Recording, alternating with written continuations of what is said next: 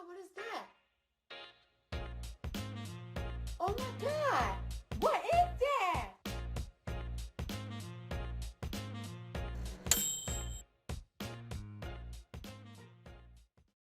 It's World Energy Day today, and to celebrate World Energy Day and to give you a little bit of intel about electric cars, I thought I'd turn to the electric car I've just got and do some review on my user experience.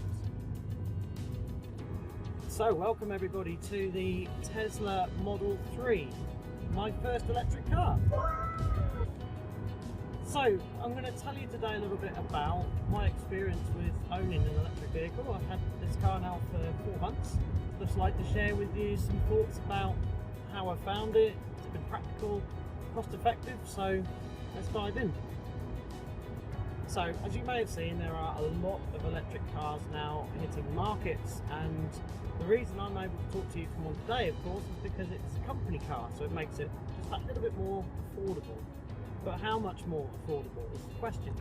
So previous to this, I had just a regular Audi A4 estate, 2-litre diesel, which I maintain myself fairly regularly, so I already had fairly cheap motoring costs to that aim, but you're still paying for some maintenance, and you have tax, MOT, insurance and the like. So by the time you put the fuel in, compared to this, it wasn't too far off of a break-even position in actual fact, which I was quite surprised to learn.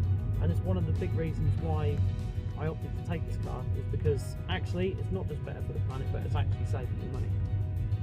So that will vary case by case, but this is how it's worked for me. So one of the other costs that you have to consider if you're taking these as company cars, of course, is benefit in kind tax. So you'll be pleased to know that benefit in kind tax is a big fat 0.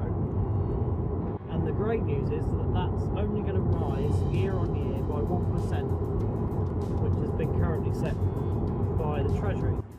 Besides buying it, obviously you've got to put the power into it, so how does that compare?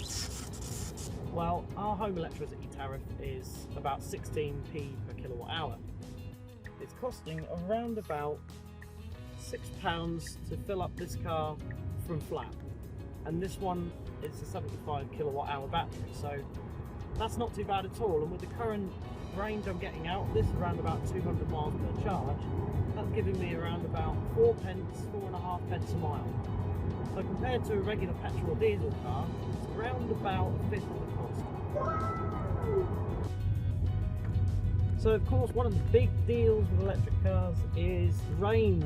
So how we found this one then? Well, being a Tesla, it's obviously more towards the top end of what is possible in electric cars at the moment. It has a claimed range of 240 miles on full charge. That's impossible! And to be honest, I'm getting around about 200, and primarily that's because I've got heavy feet, but nonetheless that's quite impressive. And even the smaller ones, smaller electric cars like the i3, comfortably in excess of 100 miles range, so perfectly adequate city cars. And what comes with range anxiety, of course, is charging anxiety. So clearly when these things run out, they need to be charged, so where are you going to charge them up? So you'll be surprised perhaps to learn that there are over 30,000 public charging points available in the UK now. That sounds like a big number, but it means the distribution of those charging points is getting better. So that means even if you do get caught short, so to speak, with the power, then you are more likely to be able to charge up. And of course, what people tend to forget is that all electric cars, they do actually come with your kind of emergency power supply charger, which you can actually just plug into an ordinary 3-pin plug at home. So you can actually get yourself out of a muddle. Yes, the charging is quite slow. We get 10 miles per hour on the charge through the plug, but for a proper wall charger, about 7 kilowatts, you're going to get in the order of 30 miles per hour. So that gives you quite a fast charge. In this particular car, that's giving a full charge in about 6 hours, which is pretty good going. And just the 3-pin plug option would get you around about 18 hours, so considerably longer. I can work with that. What is really cool though is the supercharging network. So not just applicable to Teslas, although the Tesla seems to have the highest output ones at the moment. So they're around 150 kilowatt output, but you can get some very high output charging stations out to sort of 50 kilowatts, so they'll actually charge your car in about 3 hours. So it doesn't matter what you've got at that point, it's actually really easy to get a fairly quick charge. But what about the driving perspective? Because I've heard a lot of people say that it's really boring, there's no feel, there's no noise, it's just a box on wheels, you put your foot down and you go. And to some extent that is true. It's very similar to an automatic car, you just get a throttle and the brake pedal, but what you have to be prepared for is that pretty much all electric vehicles have what's called regenerative braking. So what we're talking about there is when you lift your foot off the throttle, it brakes for you, it uses the motors to actually slow you down, and that's quite a sensation to get used to. But I find it really great because you can more or less forget your brake pedal. What? But actually what you find is that these cars are incredibly fun to drive, and I know it's easy to say that because I'm in a Tesla, which is one of the top end ones, but in actual fact when I've driven the BMW i3 and the Jaguar I-Pace and a couple of others, and they all are quite exciting and interesting to drive. They do feel different, but equally because their weight is so low in the car, they're actually a really fun driver's car. So would we say these are practical cars then? Because usually you see battery electric cars and they're quite small, there's not too many big ones, and you think, how can I live with this practically day to day? Is it going to serve my needs? Well, actually happily I can tell you that they're really practical. This is actually quite a big car. You've got a big boot, you get a front boot as well, and there's tons of cabin space, so they're not actually impractical. Yes, if you're going down the smaller end of the market, so the i3 for example, then those are more kind of city cars, but these larger sort of mid-range saloon cars, they tend to be ticking all the boxes, so that's really great. So what can we say about the sustainability of these electric cars then? Because the elephant in the room of course is that electric cars, they are new cars, but they also take an awful lot of resources and emissions to create the batteries. This is not without consequence. Are you kidding me? So having looked into this a bit further, it actually turns out that a lot of the embodied energy that goes into producing the batteries is as a result of coal heavy energy grids in the first place. So their manufacturing is actually being driven off of the back of energy that comes from fossil fuels. So clearly that's not great. Oh. So actually over time, as we see more greening of these power plants and infrastructure, then actually the embodied energy of batteries is going to come down and down. So that's a win.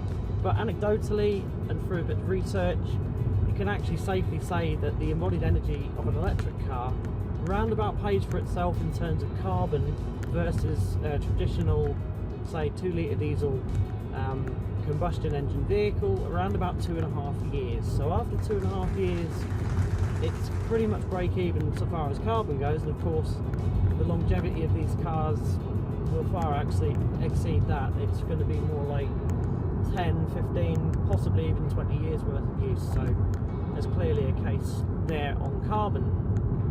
But there's all the other spin-off benefits as well, particularly in cities, because obviously this is an electric car, all electric. So what that means is I'm not expending any fuel or burning anything or contributing to air pollution or particulates, and that is a huge benefit. So it makes total sense to move away from it just on those merits alone. Fascinating. And think about it from a maintenance perspective, there's a lot less to go wrong with an electric car. You've only got electric motor, the batteries, and just the traditional suspension wheels and brakes and that sort of thing. But you haven't got thousands and thousands of spinning components in the combustion engine, all the nasty oils and fluids. So it's really quite a big selling point just from that perspective. Just bear in mind though, if you do end up with a Tesla, that putting your hand up to other Tesla drivers is a thing. So, Isn't that nuts? so there is, as it stands, quite a camaraderie between Tesla owners. So that was a bit strange. I didn't expect that up front, but it's great. People are obviously very friendly, so that's a nice thing. So whether you think electric cars are far out in the future or unachievable and there's no way you could get one even in the next 10 years, just bear in mind that governments across the world are legislating to actually ban the sale of traditional combustion engine vehicles by 2035. What? Bro, what are you talking about, man? So electric cars are here to stay and better get used to them.